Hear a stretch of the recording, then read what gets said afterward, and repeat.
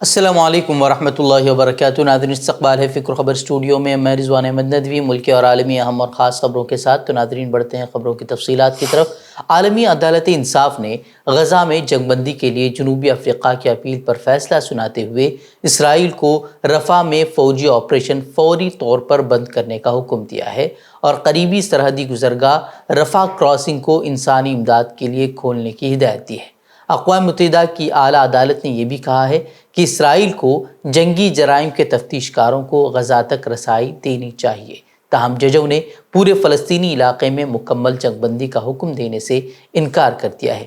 جنوبی افریقہ، حماس اور فلسطین اتھارٹی نے اور سعودی عرب سمیت کئی عرب ممالک نے فیصلے کو خوشائند قرار دیتے ہوئے فیصلے پر عمل درآمد کرنے پر زور دیا ہے، تاہم انہوں نے خدشہ ظاہر کیا ہے کہ اسرائیل کو دیے گئے اس حکم پر عمل نہیں کیا جائے گا، لہٰذا اب وقت آ گیا ہے کہ اقوام متحدہ کے ارکان اور سلامتی کونسل بین الاقوامی قانون پر عمل درآمد کرے۔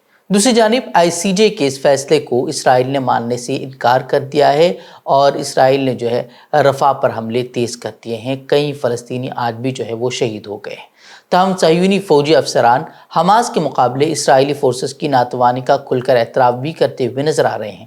صہیونی فوج کے شعبے شکایات کے سابق سربراہ کا کہنا ہے کہ صہیونی فوج حماس کو شکست دینے کی صلاحیت کھو چکی ہے، وہیں رفح میں داخل ہونے کی صورت میں بھی حماس کے مقابلے میں وہ نہیں ٹھہر پائے گی، اس طرح کا بیان اس کی طرف سے سامنے آیا ہے۔ اسی درمیان اسرائیلی وار کیبنٹ کی طرف سے مذاکراتی وفد کو مذاکرات کی میز پر واپس آنے اور ثالثوں یعنی کہ مصر، قطر اور امریکہ کے ذریعے قیدیوں کے تبادلے پر بات چیت دوبارہ شروع کرنے کا حکم دیا گیا ہے۔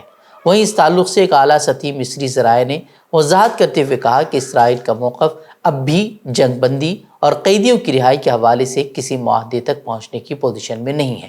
بتا دیں کہ اسرائیل اور اس کے وزیر اعظم بنجامن نتنیاہو پر جنگ بندی کے لیے بین الاقوامی دباؤ بڑھتا جا رہا ہے، کیونکہ گزشتہ دنوں ہی 3 یورپی ممالک نے فلسطین کو بطور ریاست تسلیم کرنے کا اعلان کیا تھا، اور اب کل جو عالمی عدالت انصاف کا فیصلہ آیا ہے اس کے بعد اب وہ جنگ بندی کو مجبور ہو گیا ہے، لیکن اس کی ہٹ درمی وہ برقرار نظر آ رہی ہے۔ وہ آرکیولوجیکل سروے آف انڈیا کی ٹیم نے 64ویں دن جمعے کو 6 گھنٹے تک تاریخی بھوج شالا کا سروے کیا۔ ٹیم نے صبح سروے کا کام شروع کیا اور دوپہر 12 بجے تک مکمل کیا، جس کے بعد مسلمانوں کو پھر وہاں نماز پڑھنے کی اجازت دی گئی۔ اس دوران مسلم نمازی عدالت کے احکامات پر عمل نہیں کرنے کے خلاف علامتی طور سے احتجاج کرتے ہوئے ہاتھوں میں کالی پٹی باندھ کر پہنچے۔ نماز جمعہ کے پیش نظر بھوج شالا احاطے میں پولیس کی اضافی نفری بھی تعینات کی گئی تھی۔ وہیں سروے کے دوران سپریم کورٹ نے ہندو فریق کو منگل کو ہنومان چالیسا اور مسلمانوں کو جمعہ کے روز نماز پڑھنے کی اجازت دی ہے۔ اس حکم کے تحت مسلمانوں کو نماز پڑھنے کی اجازت دی گئی۔ اس موقع پر شہر قاضی وقار صادق اور کمال مولا انتظامیہ کمیٹی کے صدر نے میڈیا کو بتایا کہ یہاں پر سروے میں سپریم کورٹ کے حکم پر عمل نہیں کیا جا رہا۔ اسی کی مخالفت میں بطور احتجاج کالی پٹی باندھ کر علامتی خاموش احتجاج کیا گیا ہے۔ انہوں نے کہا کہ ان کا مطالبہ ہے کہ آرکیولوجیکل سروے آف انڈیا یعنی کہ ASI سپریم کورٹ کے حکم کی لفظ بلفظ تعمیل کرے۔ اگر فزیکل کھدائی بند نہیں کی گئی تو مسلمان ایک بڑی تحریک شروع کرنے پر مجبور ہوں گے۔ ان کا الزام ہے کہ فزیکل کھدائی کی وجہ سے مسجد کو نقصان پہنچ رہا ہے۔ یوگی حکومت کی ذاتی دشمنی کا تخت مشق بنے رامپور کے سینئر سیاستدان اعظم خان کے کنبے کو ایک لمبے عرصے کے بعد راحت بھری خبر ملی ہے۔ فرضی پیدائش سرٹیفکیٹ معاملے میں الہ آباد ہائی کورٹ نے اعظم خان، ان کی بیوی تزین فاطمہ اور بیٹے عبداللہ اعظم کو ضمانت دی ہے۔ عدالت نے اعظم خان کی 7 سال کی سزا پر بھی روک لگائی ہے۔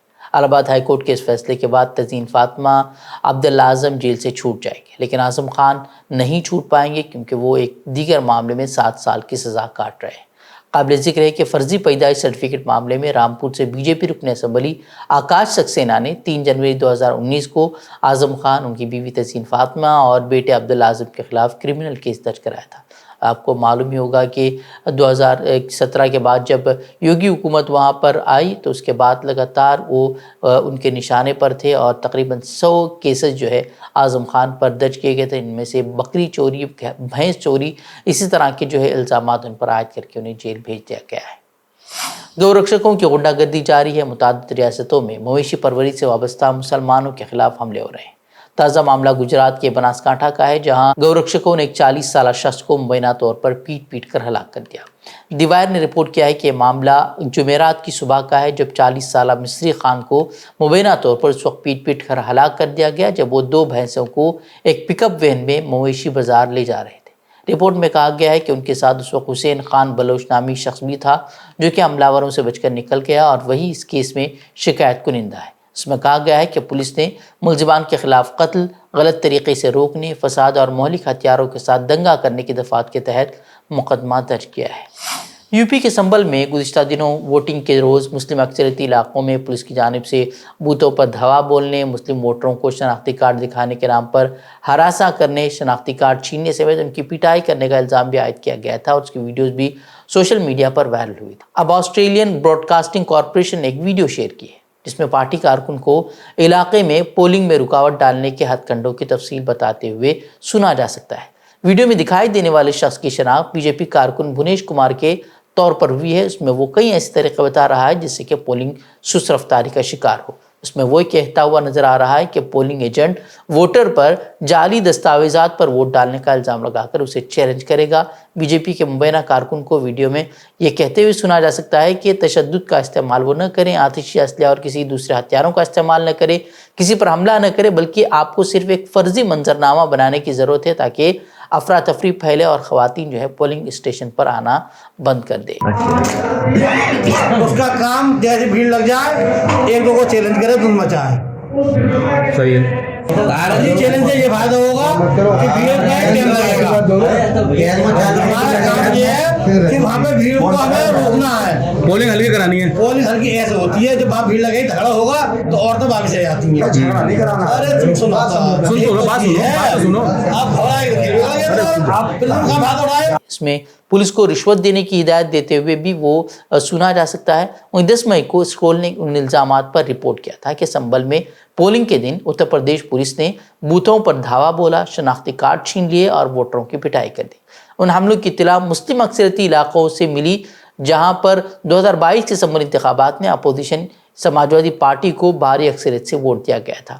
سماجوادی پارٹی نے سنبھل پارلیمانی سیٹ اس وقت 2019 میں 1.5 لاکھ سے زائد ووٹوں سے جیتی تھی۔ حالانکہ جو ویڈیو اب سامنے آ رہی ہے اس پر الیکشن کمیشن نے کوئی کارروائی نہیں کی ہے۔